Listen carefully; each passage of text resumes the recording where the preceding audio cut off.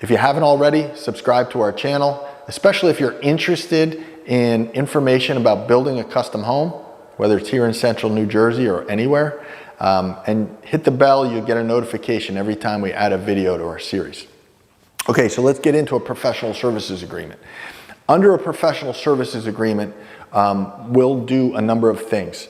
Design a custom home, hire an architect on your behalf to work with you to develop the plans to build your custom home. Next, we're going to bring in an engineer and we're going to hire them and develop the site work plan that needs to be done to build your custom home. Those two things run together, and in a perfect world, we'd finish them at the same time. That would prepare us for filling out building permits.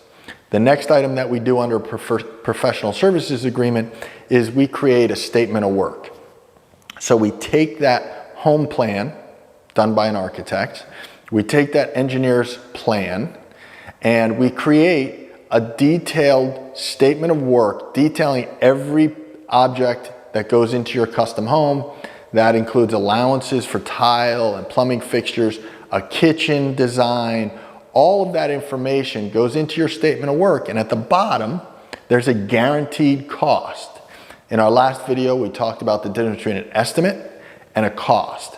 So now we're talking about a true cost, a guaranteed cost to build your home that won't change for the life of your project unless you change something through a change order. We'll talk about change orders later in this series, but for now let's talk about a professional services agreement. So number one, professional services agreement. We're going to bring in an architect, work with you directly to develop your custom home design. Now, you may have some plans online, you may have seen pictures, you may have lived in a house that you love and you just want to change it up. Architect's going to work with you, blank piece of paper, and develop your custom home plan.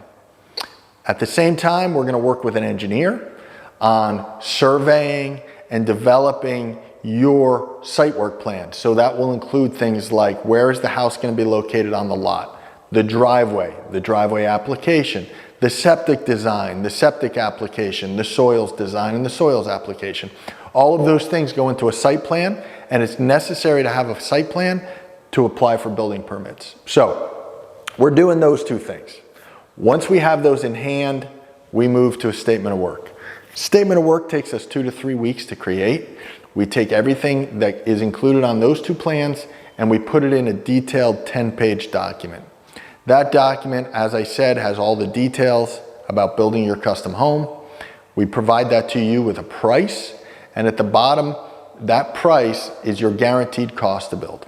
So we've talked about that. Now here's the beauty of it. All of that stuff is what you need to go to your bank for financing.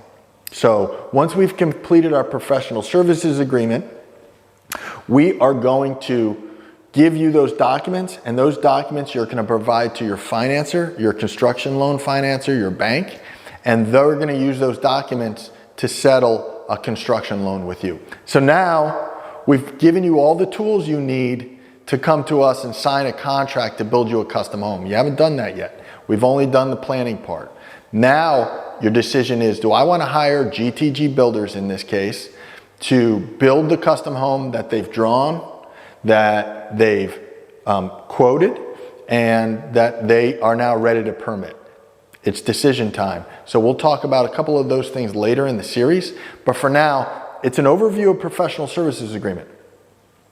One of the conversations we have on a regular basis is, why would I pay you to do these things that I get somebody else to do for free? And I think that's true.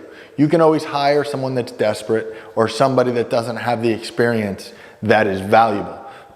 But having a set of home plans and having a detailed statement of work with a guaranteed cost has a value. If you don't see a value in it, then yeah, go ahead and hire somebody that's going to do all that for free.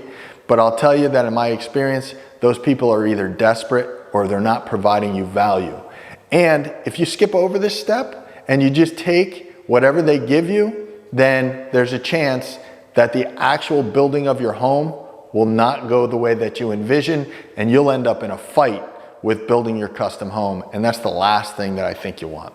So hopefully this has been information that's useful to you, you find it interesting.